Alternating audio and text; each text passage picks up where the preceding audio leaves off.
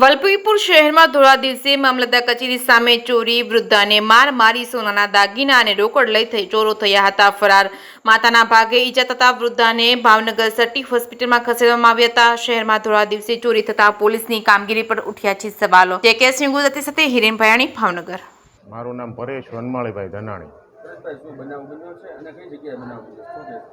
વલભીપુર શહેરમાં મામલતદારનો જે બંગલો છે એની સામે એક્ઝેક્ટ રહે છે અને એ વિસ્તારમાં ધોળા દિવસે ટૂંકમાં મારી નાખવાની કોશિશ કરીને બધી વસ્તુ લઈ ગયા છે. હવે એ તો એક્ઝેક્ટ એને માથામાં ઇન્જરી છે એટલે હજી બહુ ખ્યાલ નથી. હું તો સીધો હોસ્પિટલેથી આવ્યો છું, પણ સોનાની ઘણી બધી વસ્તુઓ ગઈ છે, કેશ રોકડ ગઈ છે અને માંડ બચ્યા છે. ટૂંકમાં એ રીતે ધોળા દિવસે મારીને બધું ચોરી કરીને લઈ ગયા. શું નામ છે ઈજાગ્રસ્ત? વિમળાબેન. આખું નામ શું? વિમળાબેન રામજીભાઈ ધનાણી. ક્યારે બનાવ્યું? સવારે 8:30 થી 9 ની વચ્ચે.